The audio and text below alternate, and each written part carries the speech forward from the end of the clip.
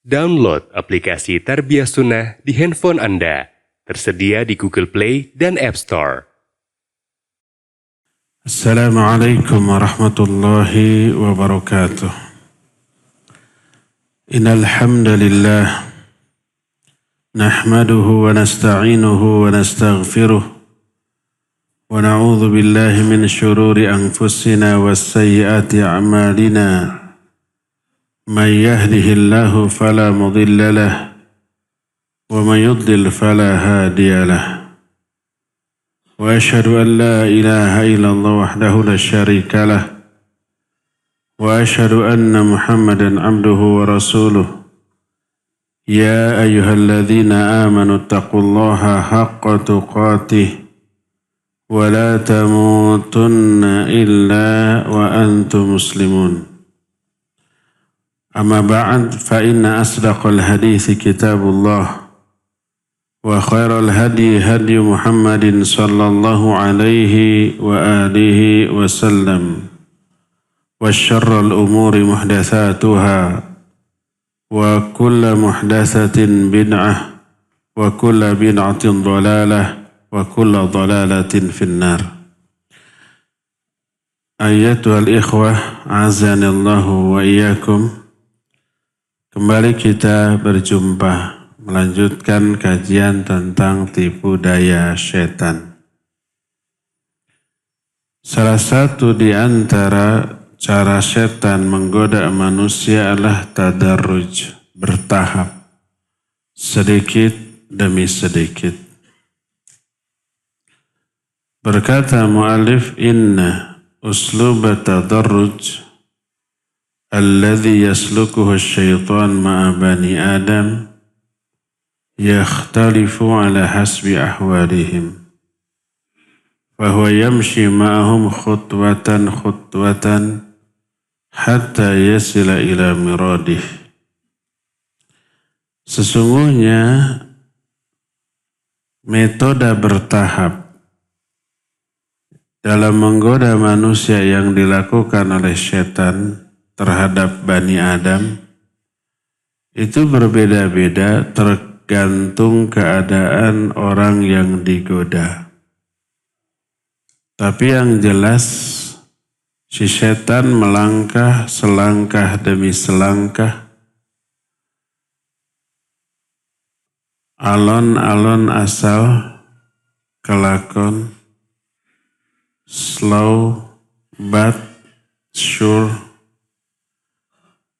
sampai mencapai apa yang menjadi tujuan pokok. Oleh karena itu, Allah Azza wa Jalla melarang kita mengikuti langkah-langkah setan. Ada 4 ayat. Ayat pertama, saya curiga ini salah cetak. Di kitab ini surah Al-Baqarah 186, tapi nggak nyambung di kitab asli. Saya menduga 168 Al-Baqarah baru nyambung. Al-Baqarah 168 menyatakan, ya ayuhan nas kulu mimma fil ardi halalan tayyiba wa la tattabi'u khutuwati syaitan innahu lakum aduwwum mubin. Hai manusia, makan dan minumlah kalian. Makanlah kalian dari apa-apa yang tumbuh dari tanah, yang halal dan baik. Dan jangan kalian mengikuti langkah-langkah setan, karena setan itu musuh yang nyata bagimu. Ini ayat pertama. Al-Baqarah 168 bukan 186 seperti yang tertulis di kitab. Mungkin salah cetak. Ayat kedua, Al-An'am 142.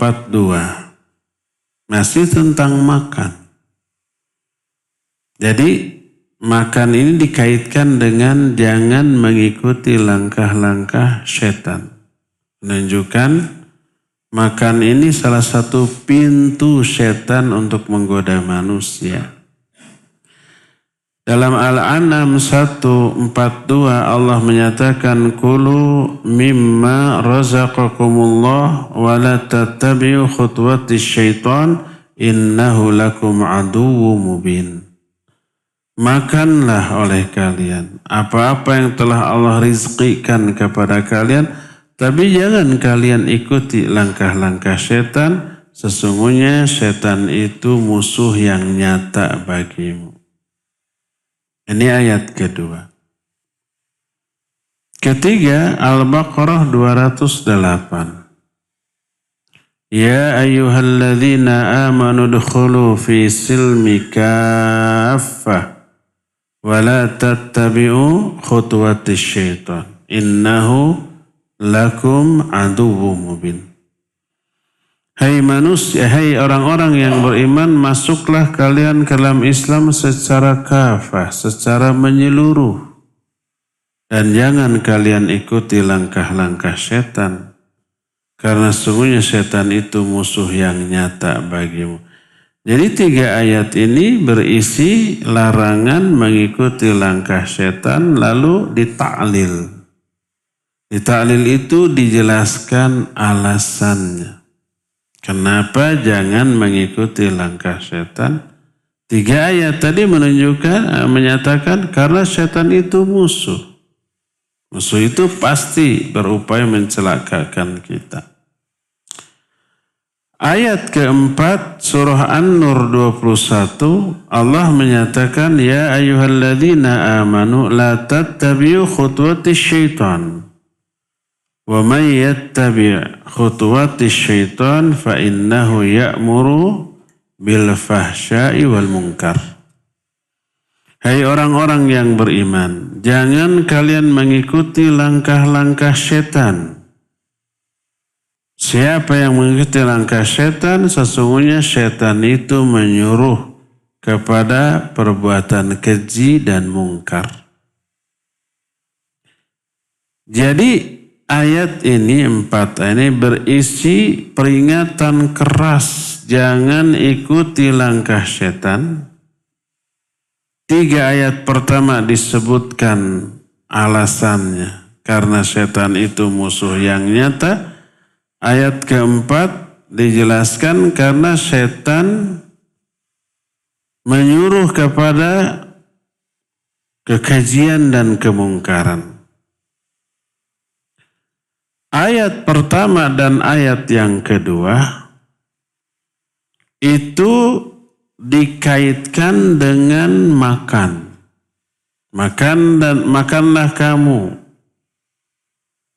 Tapi jangan mengikuti langkah setan. Langkah setan itu ada 2 dalam hal makan.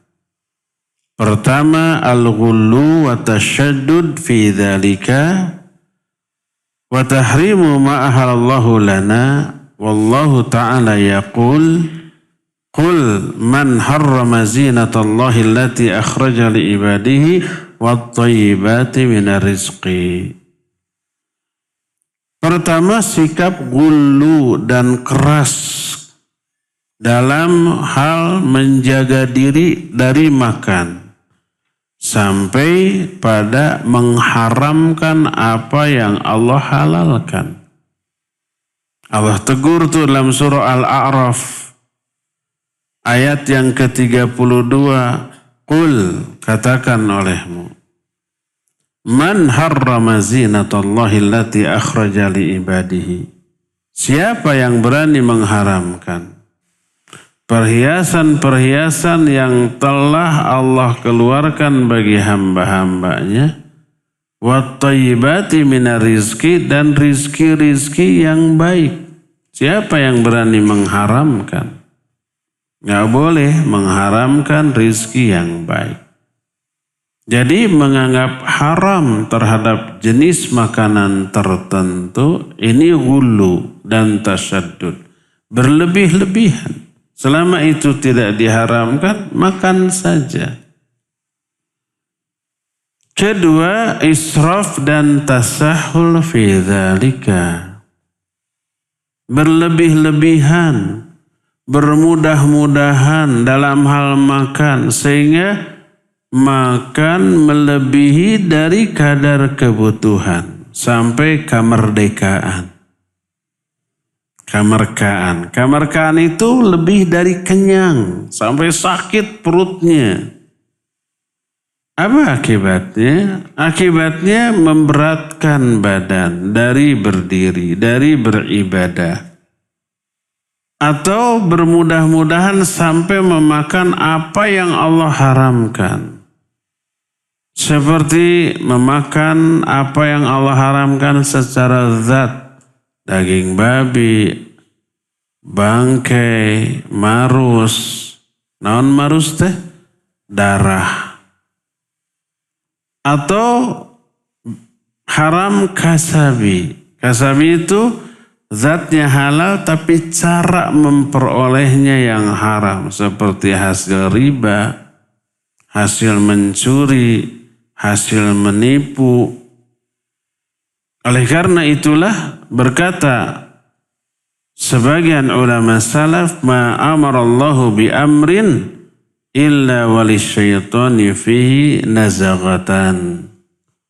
Tidak ada satupun perintah dari Allah kecuali setan ada dua metodologi atau cara mengganggu. Imma ila tafrid wa taqsir wa imma ila mujawazatil wa ghulu wa la yubali bi ayyihima dhafar. Ada dua cara setan dalam menggoda manusia ketika melaksanakan perintah Allah. Pertama, tafrid dan taksir. Tafrid itu lawan dari berlebih-lebihan, melalaikan, mengabaikan. Kalau sholat diabaikan, kadang belang-belang atau full. Tapi ketika melaksanakannya sahun dan ria, itu mengabaikan.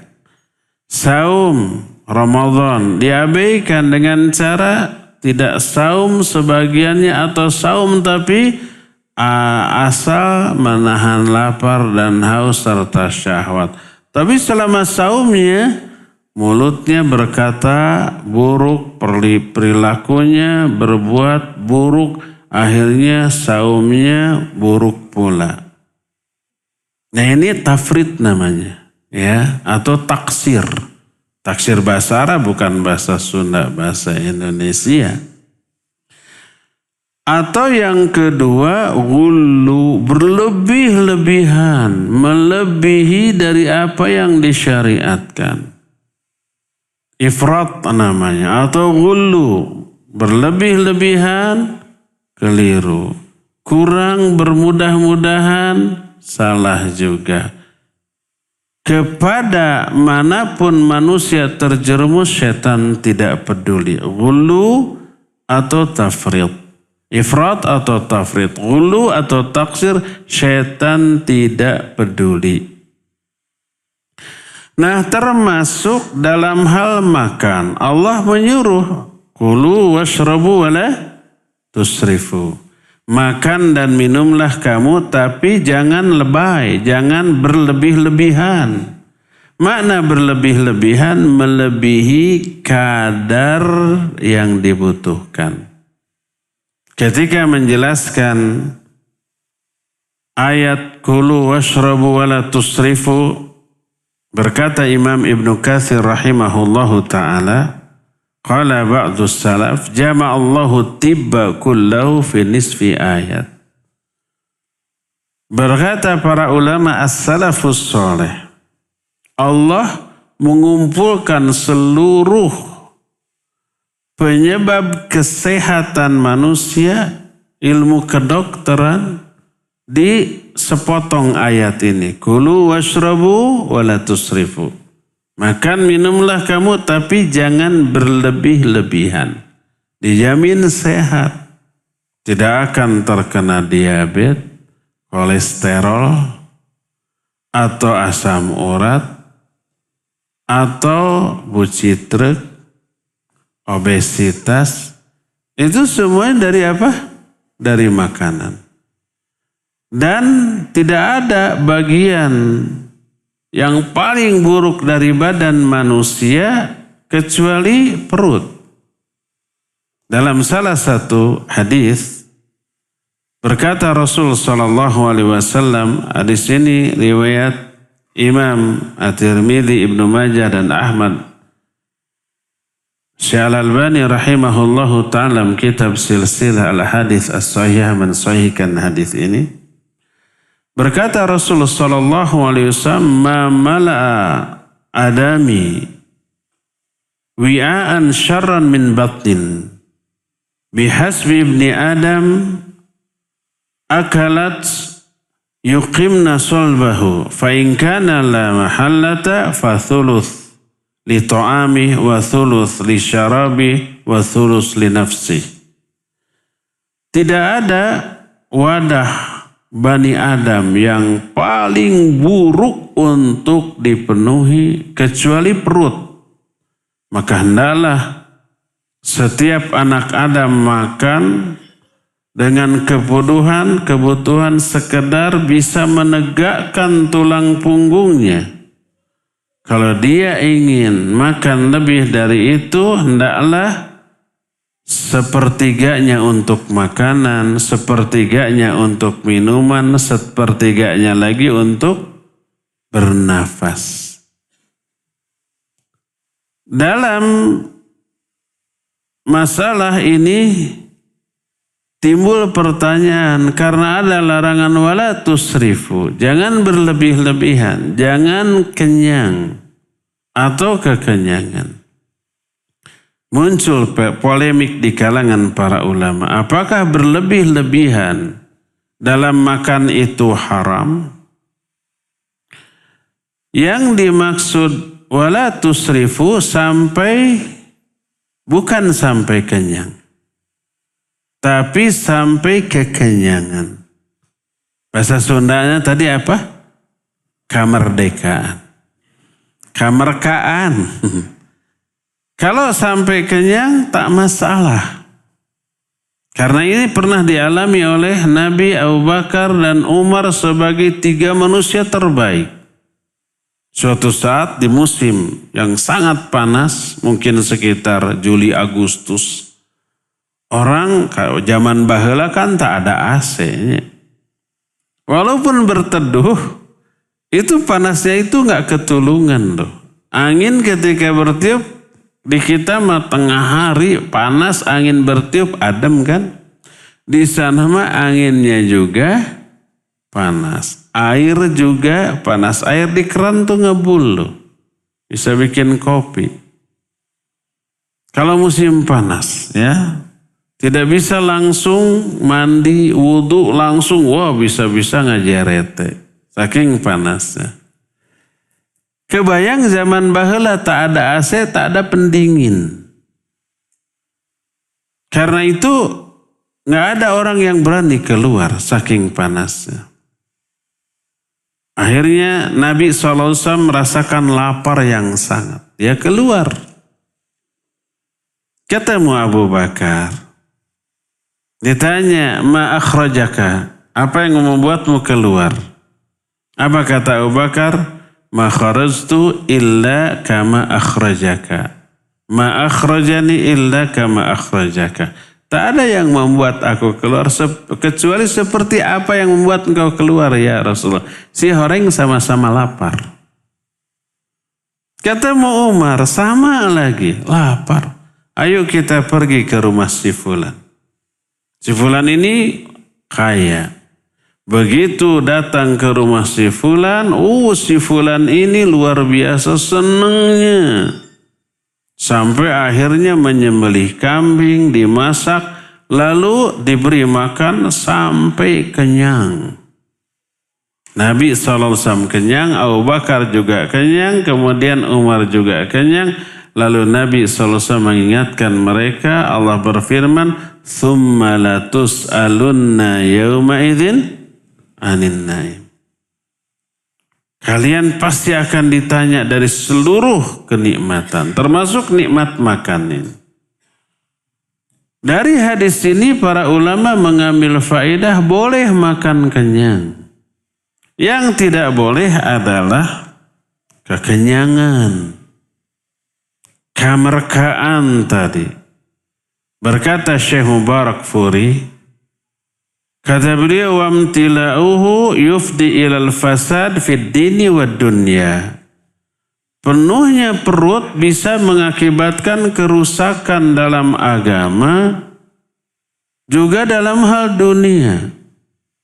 Agama orang yang kekenyangan secara terus-menerus rusak. Karena apa?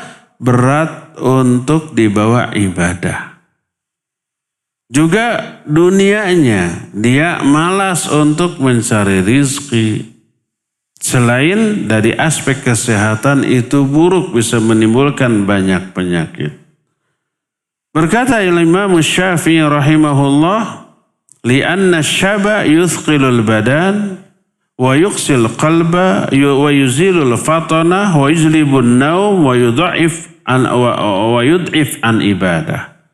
Karena kekenyangan bisa membuat badan bertambah berat, mengeraskan hati, menghilangkan kecerdasan, dan bisa mendorong untuk banyak tidur dan melemahkan dari ibadah.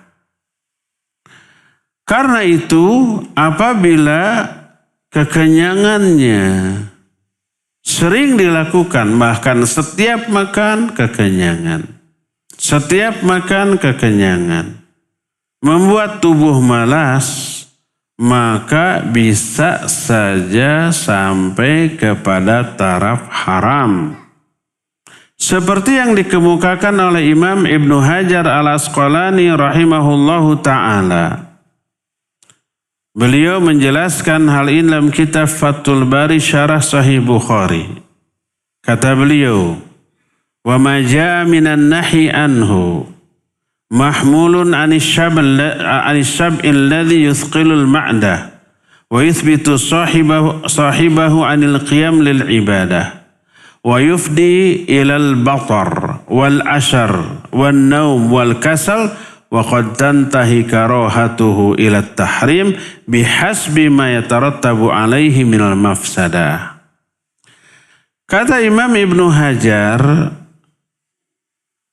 keterangan-keterangan yang melarang dari makan berlebih-lebihan, maksudnya adalah dari kekenyangan yang menyebabkan badan menjadi berat, kemudian dia menjadi malas dalam melakukan ibadah, lalu muncul kesombongan atau arogansi, memperbanyak tidur, dan menyebabkan mager, malas bergerak.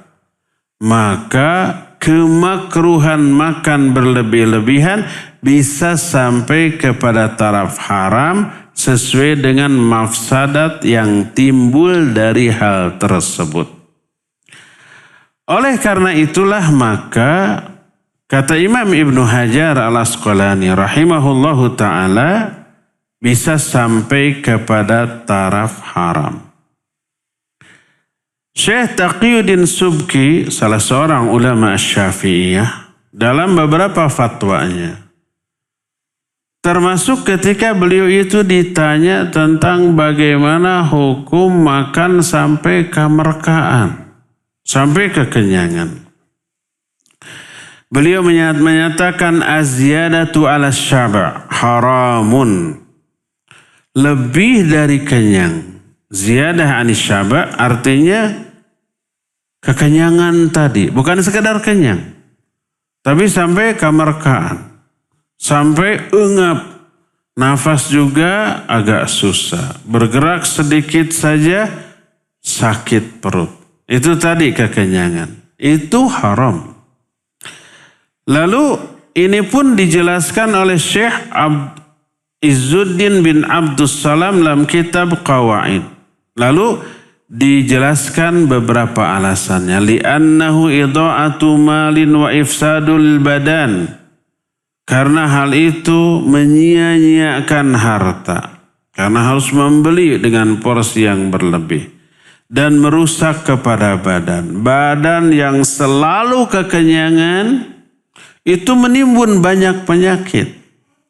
Makanya coba orang-orang yang obesitas, coba periksa darahnya, kadar gulanya, kolesterolnya.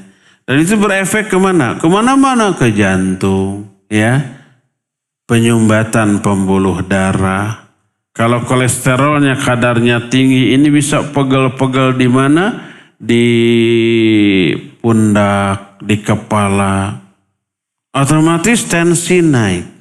Kalau tensi naik, apa yang terjadi? Kerja jantung lebih berat lagi, ya. Terus bobot badan yang berlebih membebani setiap persendian tulang-tulang. Makanya tak heran nanti sakit lutut, rematik, dan seterusnya, ya. Nah, itu merusak kepada badan. Oleh karena itu kalau orang sudah terkena obesitas, umumnya orang itu terkena diabetes, kolesterol tinggi, darahnya juga tinggi. Ini merek bukan. Tidak bisa 10 gram, 15 gram, harus 20 gram dan itu merusak ginjal nantinya, ya, dan seterusnya. Maka kalau sudah demikian, maka badan sudah rusak. Banyak keluhan, nggak bisa dibawa ibadah. Kerjanya mager, PW, ingin ngemil terus hawanya. Biasanya perut diberi konsumsi berlebih, maka diberi konsumsi dengan porsi yang pas. Ganggaraten. Ganggaraten itu apa? Masih kepengen. Biasanya makan 3 piring dikasih 2 piring. Masih nagih ini badan. Makanya hawanya apa? Ngemil terus. Hawanya ingin makan terus, ya. Beliau menyatakan wa kuntu adhunnu anna dzalika fi siwa ma ya'tadu min az-ziyadah kan naqlin aw halawah aw nahwi dzalik.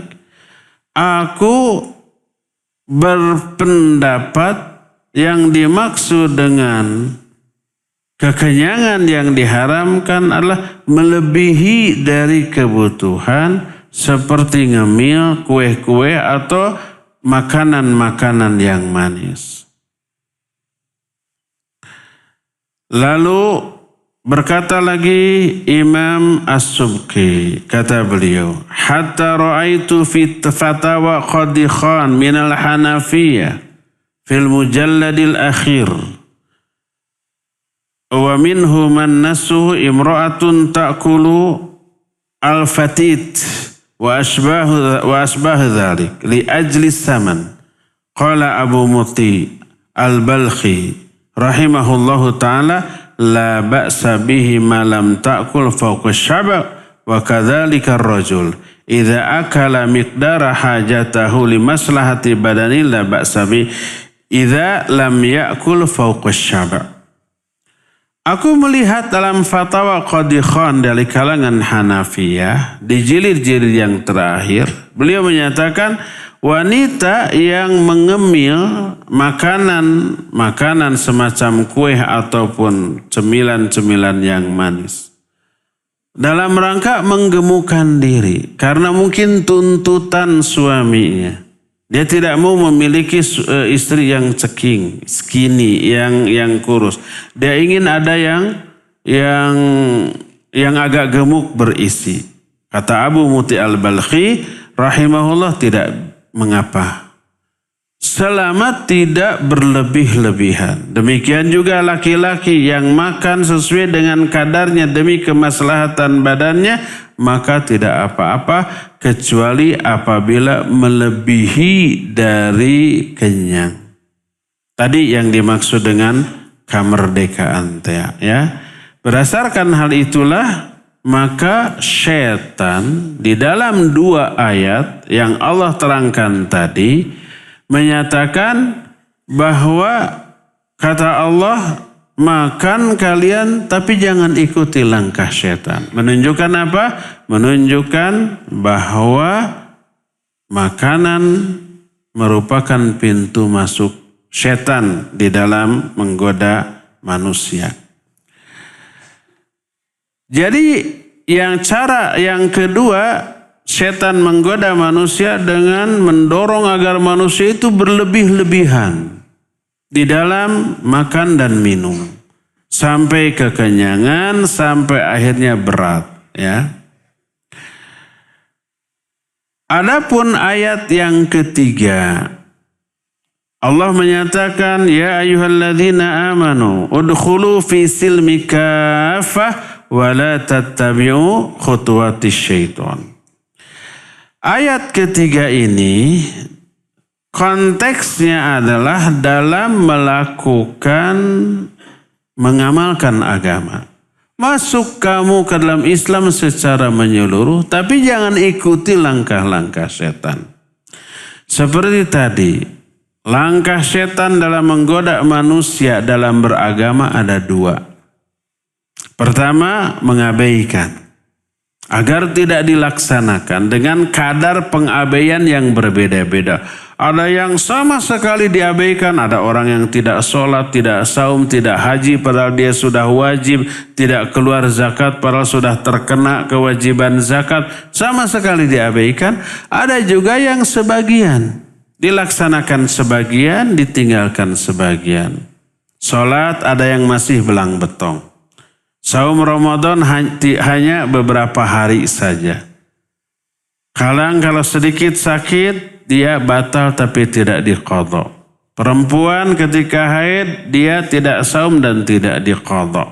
Itu taksir, itu tafrid. Artinya mengabaikan. Ya. Ada yang melakukan secara full tapi asal-asalan. Sholat tapi tidak khusyuk, tidak ikhlas. Sahun dan riya. Akhirnya kena ayat fawailul lil musallin. Saum dilaksanakan full tapi hanya nahan lapar, haus dan syahwat. Tapi dia tidak menahan mulutnya dari berbicara yang kotor, yang buruk. Dia tidak menahan anggota badannya dari berbuat apa yang Allah haramkan. Selama saumnya bergibah, selama saumnya mencela, selama saumnya nyopet. Malah copet itu marak ketika akhir Ramadannya bakal lebaran meren. Nah itu namanya tafrid, mengabaikan. Ada lagi yang sebaliknya ifrat atau ghulu, berlebih-lebihan. Sampai semalaman sholat tidak tidur, siangnya kemudian baca Al-Quran, kemudian saum sampai lemes. Ada lagi demi ibadah tidak nikah. Ini ghulu. Karena ada para sahabat datang kepada para istri Nabi alaihissalatu wassalam. Apa sih yang dilakukan oleh Nabi di rumah siang atau malam? Kata para istrinya, kalau malam beliau tidur tapi nanti sepertiga akhir malam bangun tahajud. Kalau siang kadang saum, kadang tidak. Kalau di rumah maksudnya saum sunnatnya. Kalau Ramadan mah pasti saum. Kalau siang kadang saum sunnah, kadang tidak. Ya. Kalau di rumah kana fi mihnati ahli. Beliau suka membantu istrinya. Jadi membantu istri itu sunnah Nabi SAW. Ya, nyapu, ngepel, masak, nyupir, nyuci baju dan seterusnya. Nyuci piring, nyupir. Itu semua sunnah Nabi SAW. Ahwat seneng tuh. Wah, dengar nggak kata Ustaz tadi? Jangan sampai kalau libur istrinya pak-pak, suaminya main HP, suaminya buka komputer, suaminya rebahan gitu ya. Bantu istri. Di dalam membantu istri ada komunikasi batin. Ketika masak bareng sambil ngobrol, itu tambah romantis, tambah dekat. Ketika nyuci pakaian sambil ngobrol. Pertama, jiwa senang ya.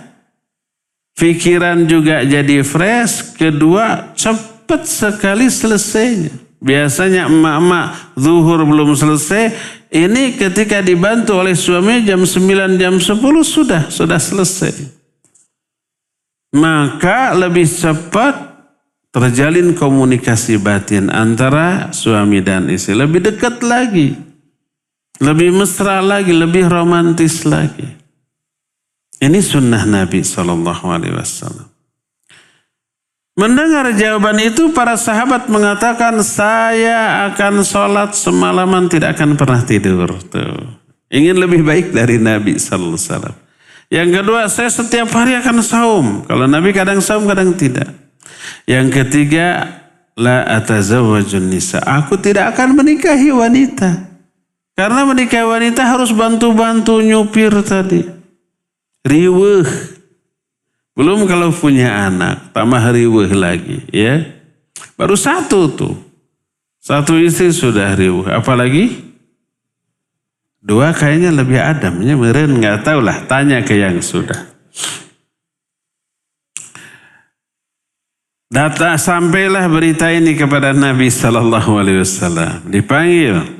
Ditegur, antumul ladzi qultum kadza wa kadza. Kaliankah yang berbicara gini. Fa wallahi ana akhsyakum billahi wa atqakum bihi. Demi Allah aku lebih takut kepada Allah, lebih takwa dibanding kalian. Tapi aku sholat malam, aku pun tidur. Aku saum, aku pun kadang tidak saum. Wa ana atazawwajun nisa. Aku pun menikahi beberapa wanita. Beberapa, bukan satu. Lalu di akhir hadis ini beliau menyatakan, faman raghiba an sunnati falaysa minni. Siapa yang enggak suka kepada sunnahku. Sunnah Nabi itu tidur, bangun, tahajud. Kalau tahajud semalaman tidak tidur, enggak sesuai dengan sunnah Nabi sallallahu alaihi wasallam. Tapi sebaliknya tidur terus, enggak salat, juga enggak sesuai sunnah Nabi sallallahu alaihi wasallam. Nah, beliau kadang saum sunnah, kadang tidak. Beliau menikahi beberapa wanita dan membantu mereka dalam pekerjaan rumah. Ini sunnah Nabi sallallahu alaihi wasallam. Siapa yang tidak suka kepada sunnahku, dia bukan dari umatku. Oleh karena itulah tidak boleh ghulu juga di dalam beragama, ya. Adapun yang keempat, ayat yang keempatnya dijelaskan kenapa enggak boleh mengikuti langkah setan, li'annahu ya'muru bil fahsya'i wal munkar, karena setan menyuruh perbuatan keji dan mungkar. Jadi setan langkahnya, cara menggodanya, metode menipunya beragam, tapi yang jelas bertadarruj. Bertadarruj itu step by step, selangkah demi selangkah, ya. Kadang-kadang setan mencoba memulai agar orang itu kufur. Kalau tidak tergoda kufur, digoda agar orang itu terjerumus ke dalam kebidahan. Kalau enggak tergoda dengan kebidahan, digoda agar masuk terjerumus ke dalam dosa-dosa besar. Dengan dosa besar tidak tergoda, digoda dengan dosa-dosa kecil. Dengan dosa kecil tidak tergoda, digoda dengan perkara-perkara mubah yang berlebih-lebihan. Kemudian agar orang itu lebih memilih yang mafdul daripada yang afdol.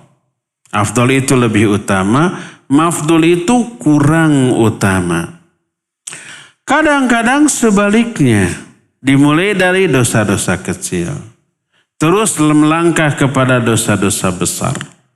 Seperti yang sudah kita jelaskan kemarin, kisah seorang rahib ahli ibadah digoda agar tidak ibadah, tidak tergoda. Akhirnya digoda dengan seorang wanita. Akhirnya dia terjerumus ke dalam perzinahan. Lalu melangkah kepada pembunuhan. Melangkah lagi kepada perbuatan syirik, yaitu sujud kepada setan. Seperti yang Allah terangkan dalam surah Al-Hasyr, kamathali syaitan idh qala lil insani kfur falamma kafara qal inni bari'um mink inni akhafullaha rabbal alamin. Setan berbicara kepada orang ini rahib ahli ibadah. Kufur kamu. Kufurnya itu menyuruh sujud kepada si iblis. Dan diturut.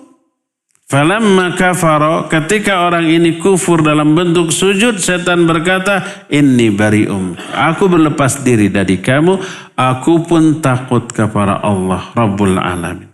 Fakana akibatahuma annahuma finnari khalidaini fiha wa dzalika jazaa'udz zalimin.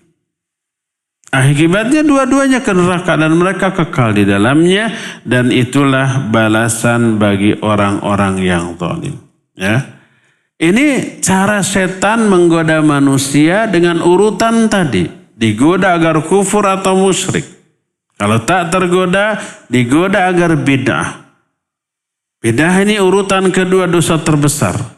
Yang ketiganya kalau dengan bid'ah tidak, dengan dosa-dosa besar. Dengan dosa besar tidak, dengan dosa-dosa kecil. Terus begitu. Ini diterangkan oleh Imam Ibnu Qayyim rahimahullah dalam beberapa kitab. Dalam kitab Bada'iul Fawaid, juga dalam kitab Al-Wabilus Sayyib, Sunan Imam Ibnu Qayyim rahimahullah, yang menjelaskan tentang tata cara setan dalam menggoda manusia. Berkata juga muallif sebagai penjelasan dari sebuah hadis dalam kitab Sahih Bukhari. Diterima dari Ibnu Abbas radhiyallahu anhuma. Wa kadzalika tadarraja biqaumi Nuhin hinama mata salihuhum fa auha asyaitanu ilaihim bi ayyusawwiruhum hatta yatadhakkaruhum. Falamma fana dhalikal jailu auha ila man ba'dahum annahum innama sawwaruhum liya'buduhum fa'abaduhum min dunillah. Demikian juga kaum Nuh. Ketika Nabi Nuh ini sudah selamat dari bah besar yang menghancurkan, membinasakan seluruh manusia. Tinggallah Nabi Nuh dengan para pengikutnya, orang-orang soleh. Terus akhirnya beranak pinak. Ketika orang-orang solehnya itu mati, orang-orang yang ditinggalkan masih menceritakan ibadah, kesolehan, kemuliaan bapak-bapak mereka. Setiap kali ingat semangat mereka untuk ibadah itu, kemudian besar. Jadi terpacu lagi untuk ibadah. Ketika malas diceritakan kisah kesolehan bapak-bapak, kakek-kakek, buyutnya, semangat lagi. Sampai akhirnya setan membisikkan kepada mereka untuk membuat patung-patung orang-orang yang soleh untuk mengingatkan. Dibikin patung, diberi nama sesuai dengan nama orang-orang yang soleh tersebut. Diberi nama. Ada Wadda, ada Nasr, ada Suwa, ada Yaguth, ada Ya'uq gitu ya. Itu nama-nama orang-orang yang soleh. Walaupun karena seni pahat patung saat itu mungkin masih primitif, tidak berbentuk orang, tidak persis belagu batu segitu, ini hanya diimajinasikan ini patung si fulan, ini si fulan. Setiap melihat semangat ibadahnya kembali meningkat. Begitu terus untuk mengingatkan.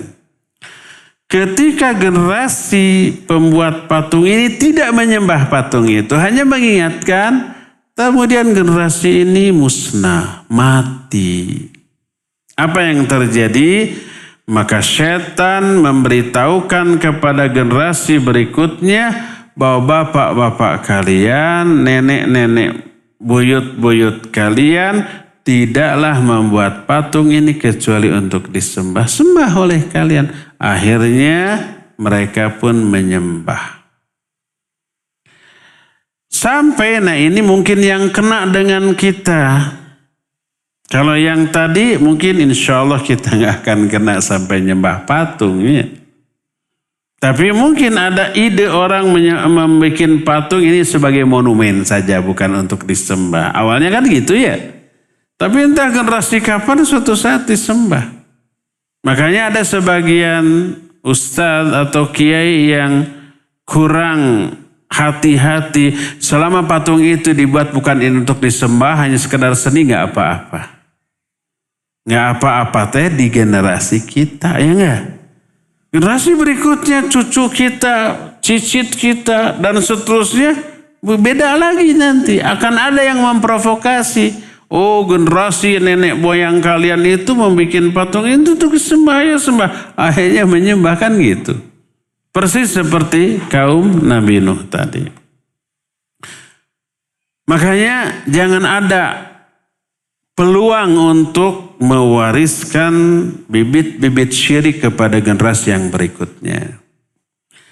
Nah, yang poin berikutnya ini yang mungkin sangat kena dengan kita di zaman kita. Kata muallif, wa kadzalika yatadarraju bil insan bil fahishah fayanduru ila imra'atin min ghairi maharamihi thumma yukallimuha thumma yakhlu biha thumma yaqa'u fima harramallah kama qil nadratan fabtisamah fakalam fasalam famaw'id faliqa nas'alallahal afiyah. Demikian juga setan bertahap dalam menggoda manusia untuk terjerumus ke dalam fahisyah, perbuatan keji. Yang dimaksud fahisyah di sini perbuatan zina. Pertama dengan memandang dulu wanita yang bukan mahramnya. Lalu ngajak bicara, chat dulu. Lalu kopi darat. Lalu berkhulwat. Sampai akhirnya terjerumus ke dalam apa yang Allah haramkan. Perbuatan zina tersebut. Peribahasa dalam bahasa Arab menyatakan nadratun fabtisamatun fakalamun famau'idun faliqa'un. Berawal dari pandangan. Lalu senyuman. Lalu obrolan. Lalu janji, lalu kopi darat, bertemu, lalu terjadilah apa yang Allah haramkan. Nas'alullahal afiyah, kita mohon kepada Allah, semoga Allah menyelamatkan kita dari hal ini. Ya, inilah salah satu cara setan dalam menggoda manusia, yaitu tadarruj. Ya, cukup sampai di sini kajian kita dan kita masuki sesi tanya jawab. Saya ada buku 5, katanya ini panitia yang memutuskan, bukan saya. 3 untuk akhwat, 2 untuk ikhwan. Karena ada peribahasa ladies first, kita mulai dari ikhwan dulu. Siapa yang mau? Ada mic?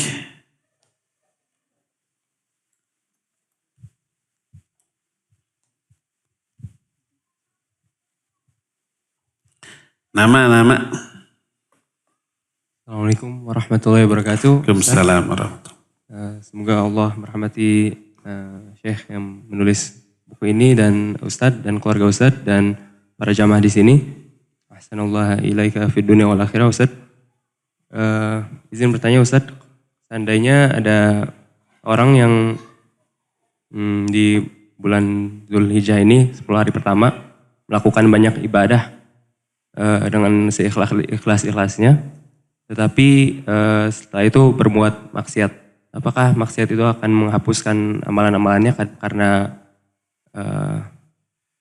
keberatannya atau pahala-pahalanya masih terhitung? Jazakallahu khair Ustaz. Wa jazakallahu khairan. Nah, nyimpang dari kesepakatan.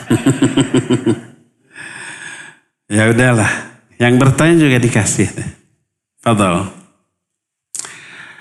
Pertanyaan, Kalau di bulan sekarang, 10 hari pertama sekarang di bulan Dzulhijjah, orang melakukan ibadah intensif.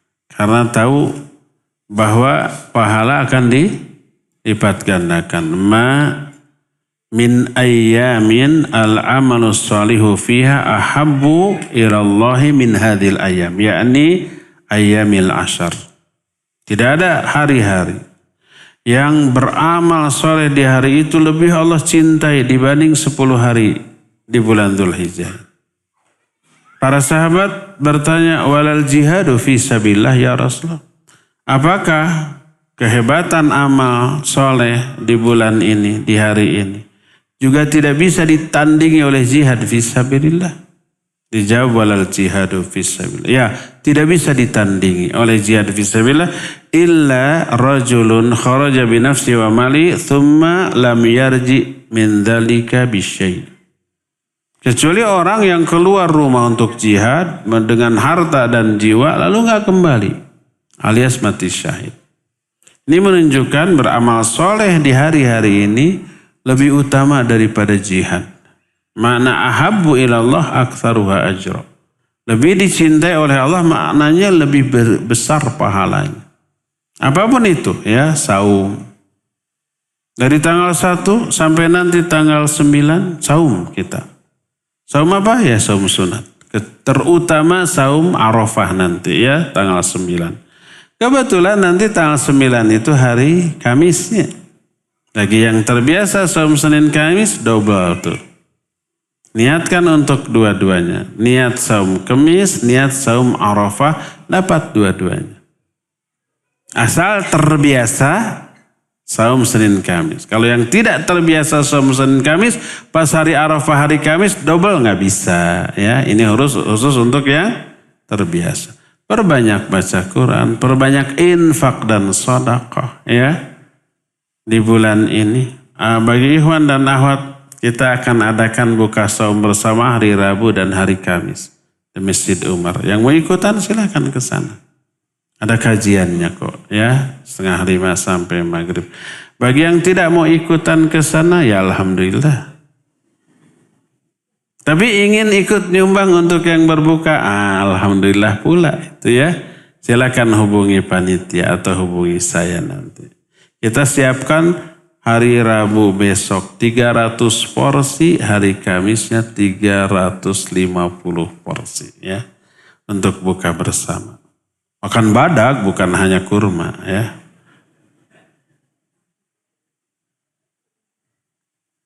Ada orang beribadah tapi setelah lewat 10 hari kembali maksiat gitu, kembali berdosa.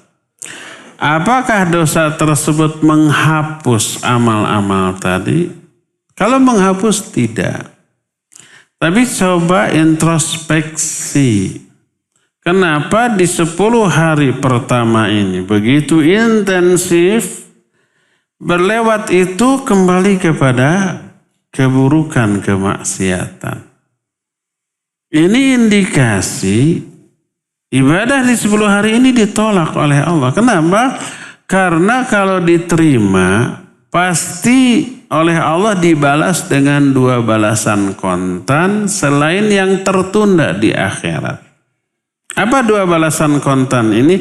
Pertama, kenyamanan hati, keteduhan batin, ketenangan jiwa ketika melakukan ibadah tadi. Itu balasan yang Allah segerakan. Kedua, diberi hidayah untuk istiqamah setelahnya. Untuk melakukan ibadah-ibadah lain setelah itu. Ketika tanggal 9 selesai saum, 10, 11, 12, 13 kan tidak boleh saumnya, haram. Tanggal 10 hari raya, 11 sampai 13 hari tasyrik haram. Ya, walaupun tidak saum, tetap dia jaga. Seperti ketika dia saum, jaga mulutnya, jaga perbuatannya. Dan ketika masuk ke tanggal 14, kangen lagi kepada saum, pasti akan langsung melakukan saum lagi. Nah seperti itu kalau ibadahnya itu diterima. Berkata Imam Ibn Rajab, Qala ba'dus salaf, para ulama salaf menyatakan man amila hasanah thumma atbah bihasanah fadzalika alamatu qabulil hasanatil ula. Siapa yang melakukan ibadah lalu diikuti dengan ibadah kedua ini tanda ibadah pertama tadi diterima oleh Allah. Karena apabila Allah menerima ibadah seorang hamba, Allah berikan hidayah untuk melakukan amal soleh lainnya. Tapi sebaliknya man amila hasanah thumma atbaha bisayyi'ah fadzalika alamatu raddil hasanah wa adamu qabuliha. Siapa orang yang berbuat ibadah lalu diikuti dengan dosa, dosa ini menjadi tanda ibadah tadi ditolak dan tak diterima oleh Allah, ya. Kenapa ditolak? Coba lihat niatnya, ya. Coba juga lihat kualitas dari ibadahnya. Ikhlas sih ikhlas. Tapi ketika saum hanya menahan lapar, haus dan syahwat. Tapi ngomongnya masih nyelekit. Atau tidak ngomong jempolnya masih galak. Yaitu nulis apa aja status di media ngasih komen buruk ke orang gitu ya. Merusak ibadah yang dilakukannya, ditolak oleh Allah. Dan tanda ditolaknya setelah selesai ibadah dia kembali kepada kemaksiatan ya. Wallahu a'lam bishawab. Sekarang akhwat ngacung, ditanya jangan nanya ya. Nanti dikasih hadiah. Tunjuk oleh panitia. Assalamualaikum Ustaz. Waalaikumsalam warahmatullahi wabarakatuh. Baik. Akhwat, kita sudah menjelaskan 8 cara setan menggoda manusia. Sebutkan 2 saja. Dari awal.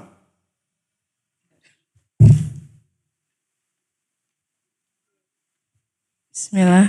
Pertama dikasih lupa, kedua janji dan angan-angan. Lupa, janji dan angan-angan kosong. Iya. Barakallahu fiik. Lanjut satu lagi, akhwat. Kagok. Satu lagi. Cung. Bentar.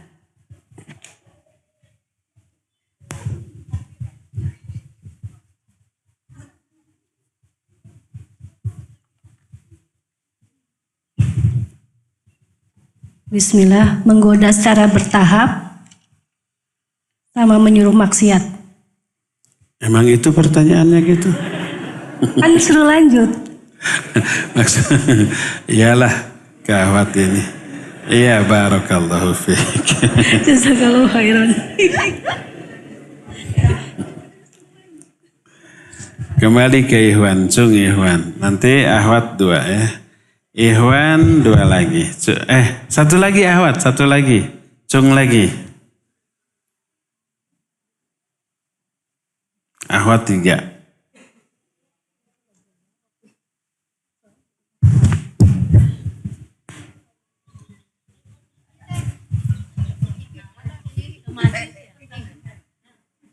Cung satu lagi. Siap Ustadz. Sebutkan, lanjutkan aja. 2 lagi.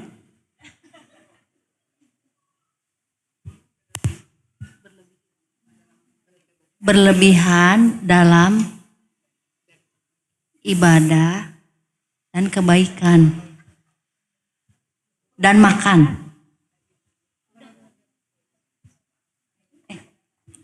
Udah?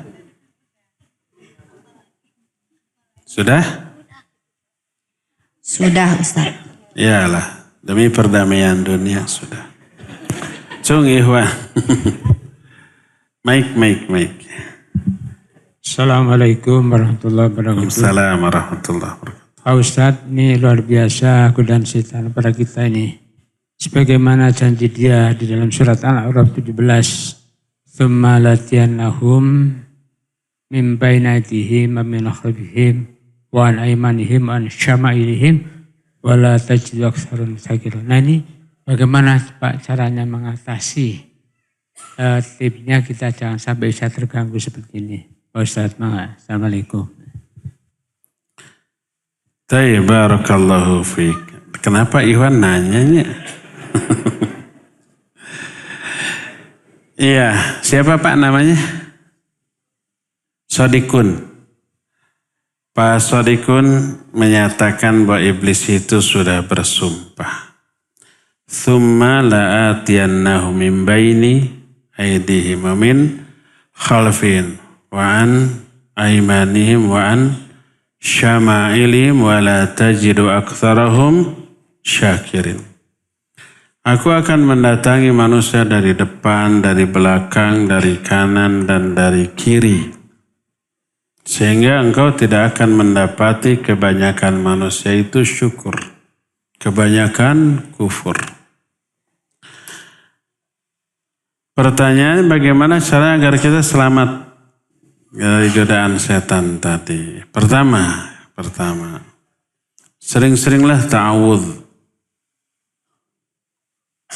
Ketika kita menyadari ini godaan setan ini, munculnya keinginan untuk berbuat buruk, munculnya rasa malas dari berbuat baik, umpamanya besok mau saum, sunnah inilah, tidak saum juga tidak dosa ya, akhirnya nggak akan saum. Itu godaan setan.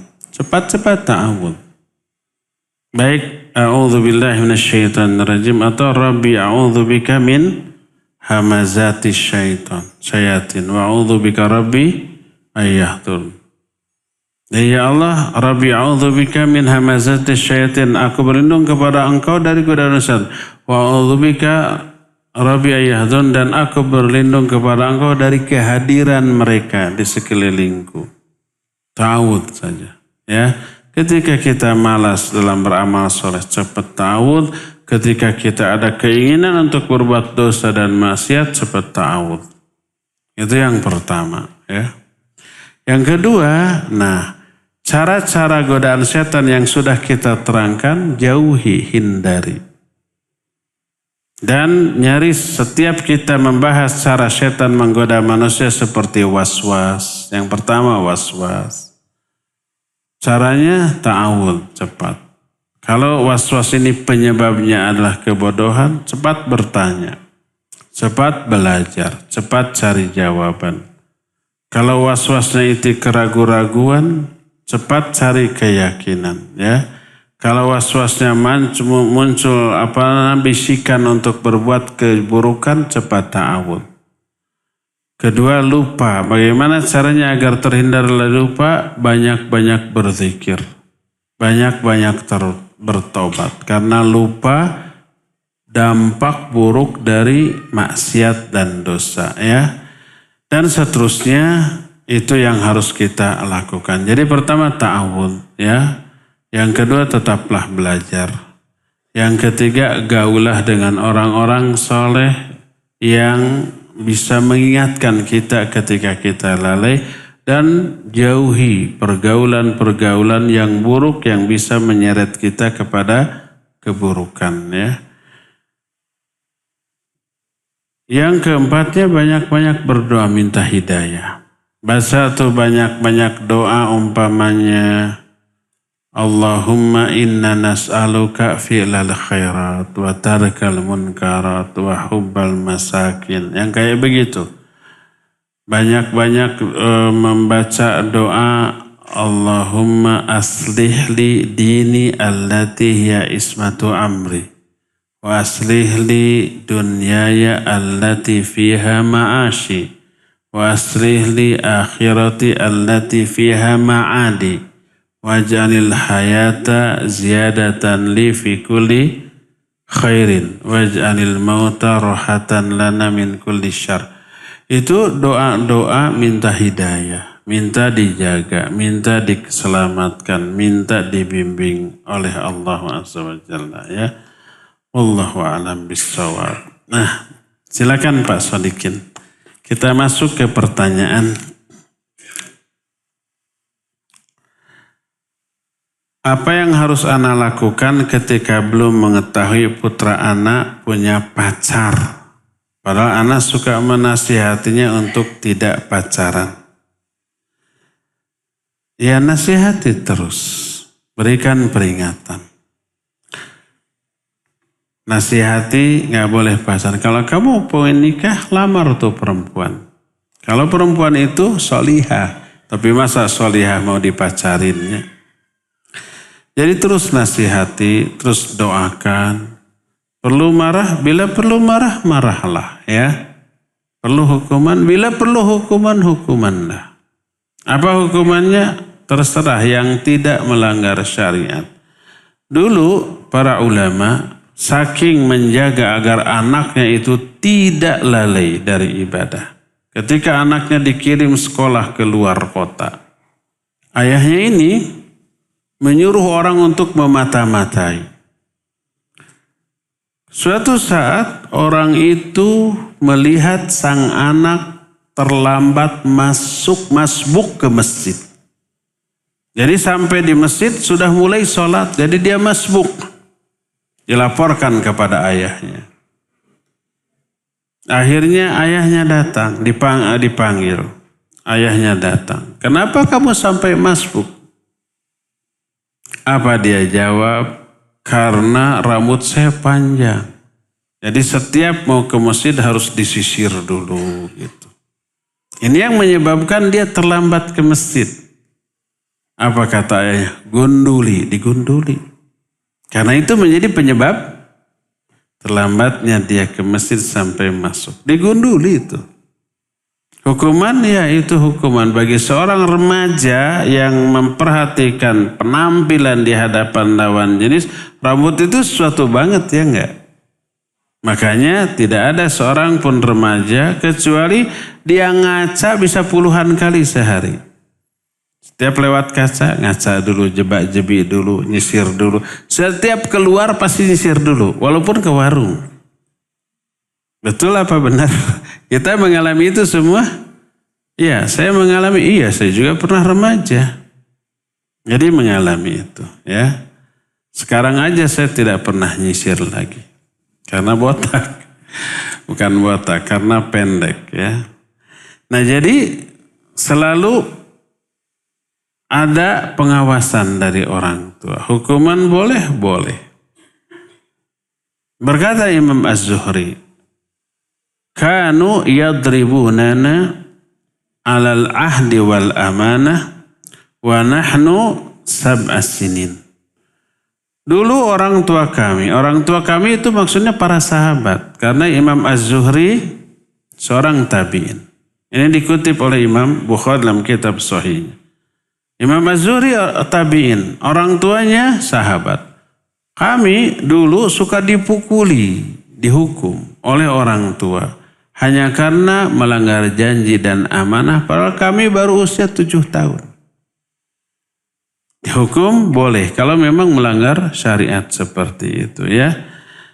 Nah jadi boleh memberi hukuman, boleh. Selain umpah peringatan, boleh dihukumnya kalau kamu masih pacaran, sini HP-nya dirampas. Atau tidak dirampas, nggak dikasih kuota. Nggak dikasih uang jajan ya. Boleh dikasih hukuman kalau hukuman itu maslahat baginya. Ya.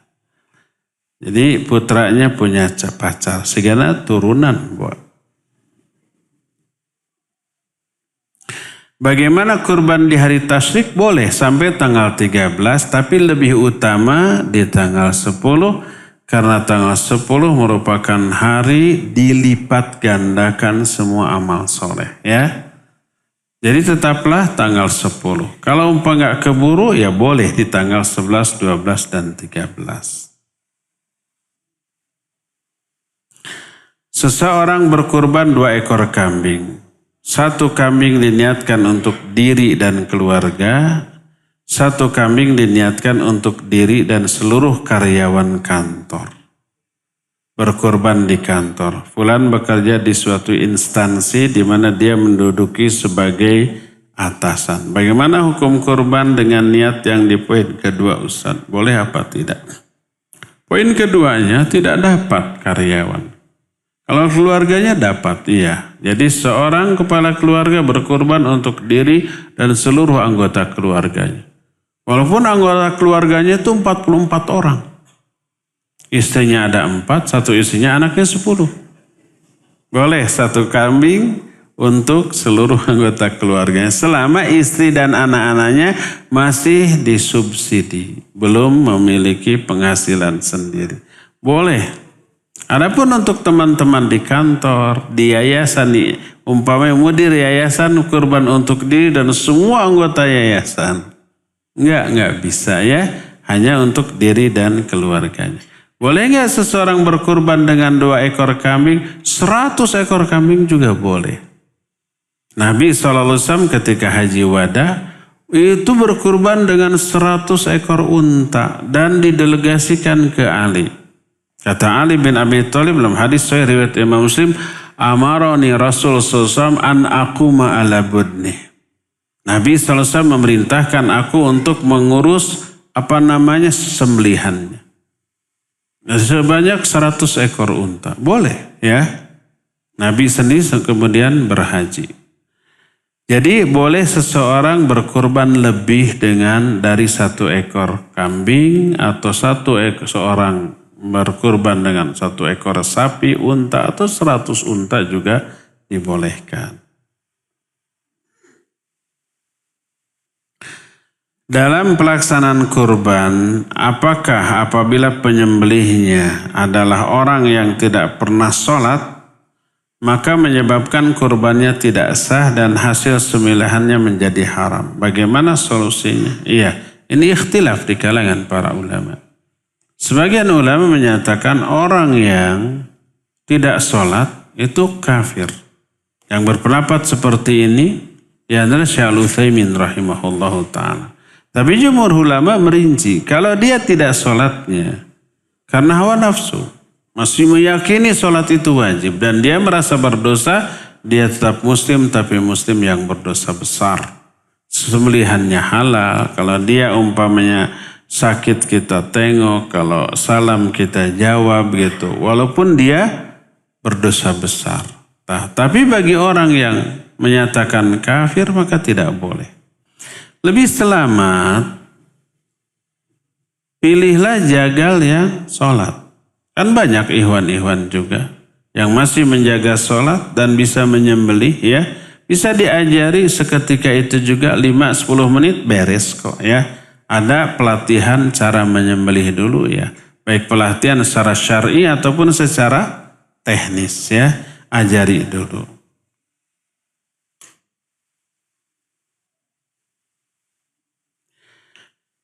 Bagaimana cara mengatasi hati yang bersedih karena kehilangan orang yang kita sayangi?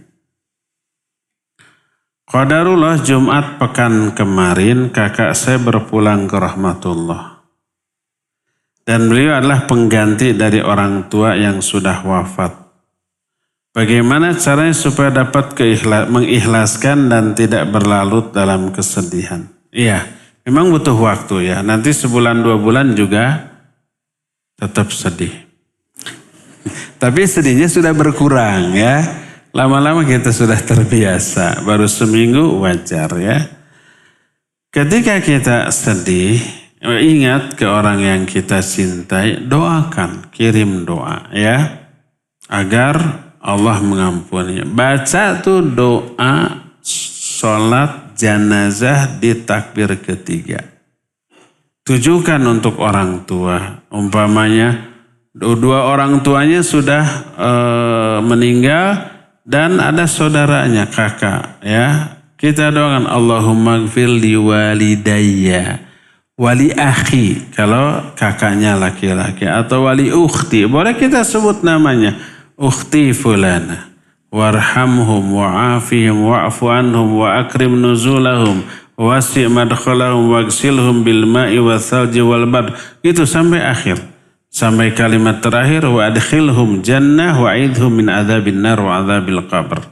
Doakan dalam sholat, dalam sujud, di saat-saat yang makbul silakan doakan ya. Itu yang pertama. Yang kedua, boleh kita bersedekah atas nama mereka. Sedekah bulan ini hari-hari yang sangat bagus untuk bersedekah. Sedekah atas nama orang tua, atas nama kakak. Sampai pahala, insya Allah sampai. Pahala yang sampai ke mereka, kita juga berpahala ya. Nah itu yang harus dilakukan. Nanti lambat laun dengan berjalannya waktu kesedihan kita berkurang sampai akhirnya hilang. Ya. Kalau haul zakat mal kita 3 Syawal. Apa boleh sebelum 3 Syawal diberikan kepada orang-orang gak mampu yang suka ada di pinggir jalan, dikasihnya dicicil sebelum 3 Syawal. Kalau mengejar keutamaan seperti bulan Ramadan boleh dipajukan. Lalu kita bagi ya, agar pahalanya berlipat.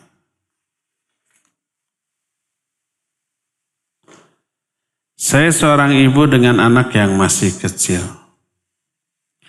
Saya merasa waktu saya kurang berkah karena sering lalai beribadah. Sadar gini. Tumben ada akhwat sadar ya. Karena sering lalai ibadah sunnah dikarenakan sudah capek duluan. Mohon sarannya agar saya merasa apa yang saya kerjakan untuk mengurus rumah tangga mendapat pahala. Nah itu. Langsung saja yakini nyuci piring, pakaian, ngepel, beres-beres, masak. Itu jihadnya kaum wanita. Pahala itu sebanding dengan jihadnya kaum laki-laki. Sering saya ungkit. Seorang wanita namanya Asma binti Yazid. Dia ini pintar ngomong. Menjadi duta bagi para wanita, perwakilan para wanita untuk nanya kepada Rasul sallallahu alaihi wasallam. Para wanita yang lain gak berani. Ini Asma ini wanter, capetang.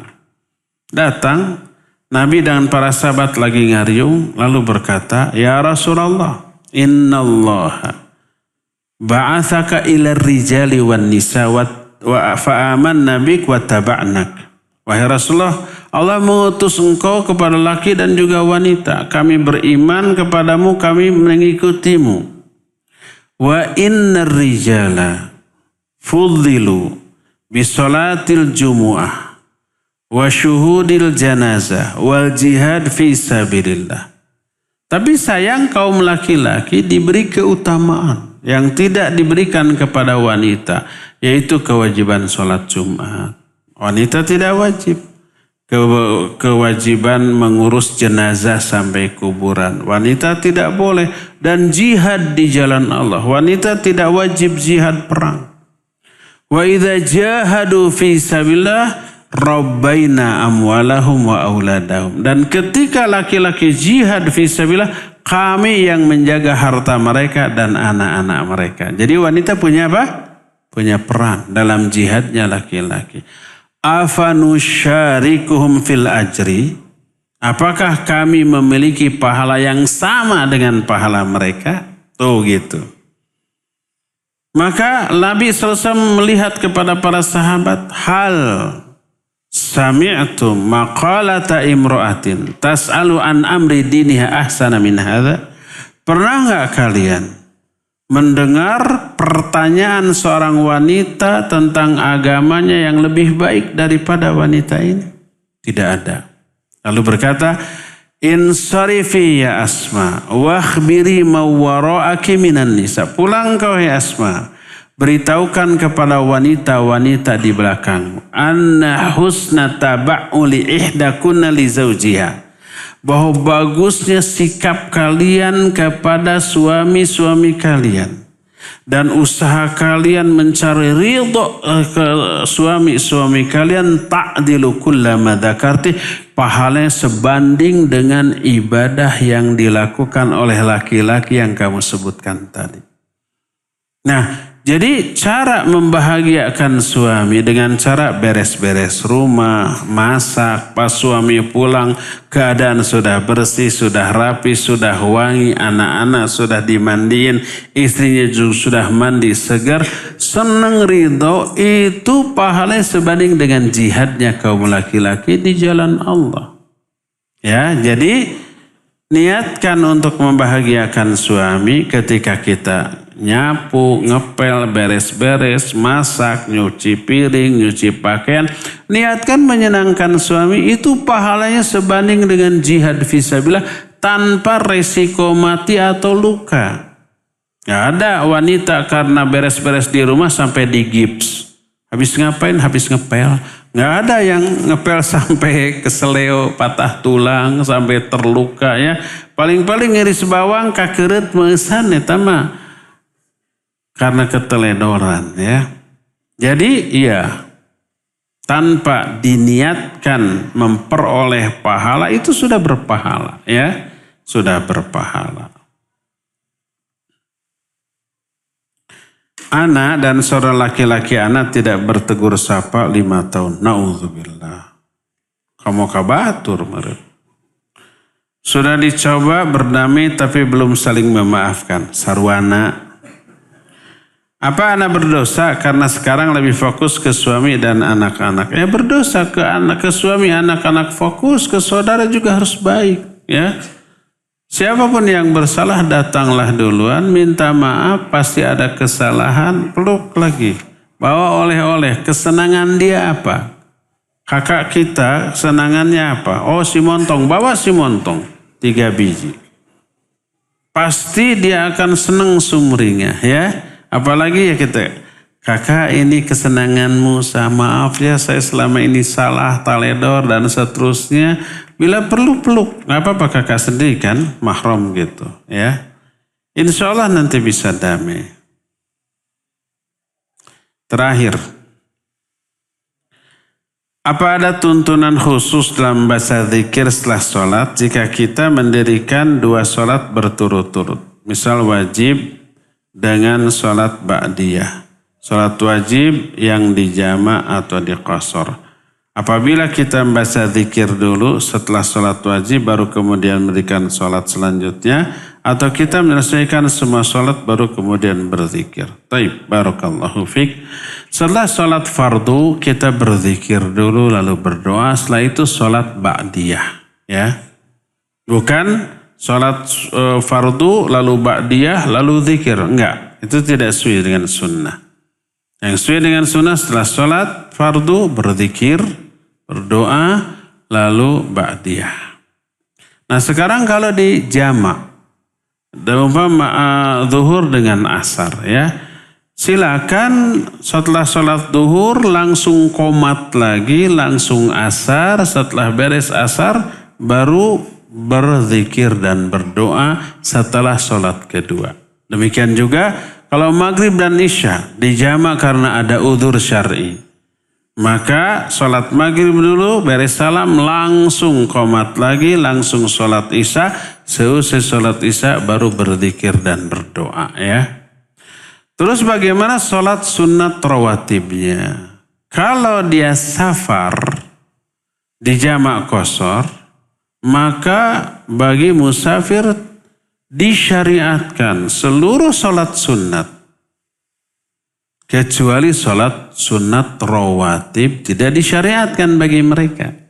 Nabi SAW tidak pernah sholat sunat rawatib ketika safar kecuali 2 rakaat qabla subuh. Ini mah tetap qabla subuhnya. Adapun zuhur, qabla, ba'da, maghrib, ba'da, isya, ba'da tidak disyariatkan bagi para musafir ya.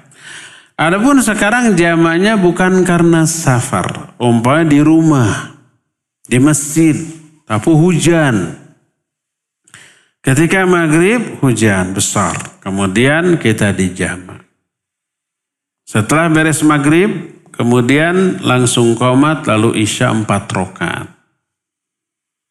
Terus setelah itu wirid dan berdoa. Terus bagaimana sholat sunnah ba'danya? Ini jarang dibahas dalam kitab-kitab fiqih. Karena boleh dikatakan tidak ada hadis dari Nabi SAW tentang sholat sunnah ba'diyah ketika dijama karena hujan, bukan karena musafir. Tapi ini pernah ditanyakan kepada Syekh Al-Utsaimin rahimahullahu ta'ala, bahwa sholat sunat qabla atau ba'da tidak gugur karena dijama. Tidak. Adapun musafir ya tidak sholat sunat. Sehingga kalau umpama kita menjama antara maghrib dan isya karena hujan, maka selesai sholat isya, wirid, doa, lalu silakan lakukan sholat ba'diyah maghrib dulu 2 rakaat, setelah salam lalu lakukan sholat ba'diyah isya 2 rakaat. Jadi tetap ada, tapi dilakukan seusai isya 2 rakaat untuk ba'da maghrib dulu, setelah salam baru 2 rakaat untuk ba'da isya. Itulah yang difatwakan oleh Syekh Shalih Al-Utsaimin rahimahullah dalam Al-Majmu' Tsamin Fatawa min Syekh Al-Utsaimin rahimahullah. Ya. Cukup ya, sampai di sini saja. Semoga kita bisa berjumpa kembali di hari Selasa yang akan datang. Subhanakallahum bihamdik asyhadu an la ilaha illa anta astaghfiruka wa atubu ilaik walhamdulillahi rabbil alamin. Wassalamualaikum warahmatullahi wabarakatuh.